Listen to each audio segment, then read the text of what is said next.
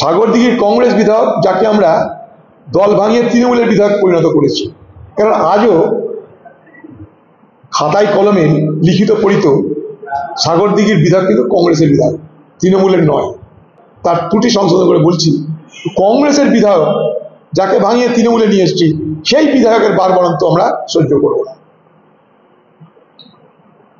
সেই বিধায়ককে তোমরা ভাঙিয়ে নিয়ে গেছো। আমি বলবো সে বিধায়ক কিন্তু দুর্নীতিগ্রস্ত না, বাইরের বিধায়ক কিন্তু চোর না, দুর্নীতিগ্রস্ত না, কাউকে খুন করার মতো ছেলেও না। তাকে ভয় দেখিয়ে, তার পরিবারকে ভয় দেখিয়ে আতঙ্ক তৈরি করে তাকে তৃণমূল তার দলে ভিড়িয়েছে। এবার তারও 12টা বাজাচ্ছে।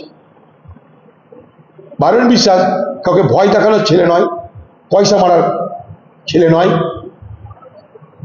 এটা আমি বলতে পারি। বাকি সে তার ইমান বিক্রি করে দিয়েছে, নিশ্চয়ই বলবো। সে তার বিশ্বাসযোগ্যতাকে বিক্রি করেছে, নিশ্চয়ই বলবো। কিন্তু বাইরন বিশ্বাস চোর নয়, বাইরন বিশ্বাস কোনো অপরাধ করার ছেলে নয়, এটুকু নিশ্চয়। চোর তো এরা, চোরদের তো বড় গলা হয়, চোরের মায়ের বড় গলা। ওখানকার পঞ্চায়েত সমিতির চেয়ারম্যান তো চোর, ওই পঞ্চায়েতটা তো চোর। তো ওখানে তো বারণ বলতে গেছে চুরি করো না, বাকি জাল লেগেছে, অন্য কিছু না। বারণ তো প্রতিবাদ করতে গেছে, তাই তাতে ঝাল লেগেছে, তাই আগেই ফস করে উঠছে। চোর তো এরা, চোর মানে পুরা চোর, গোটা সাগর দিয়ে জানা চোর। বাংলা টুডে নাও।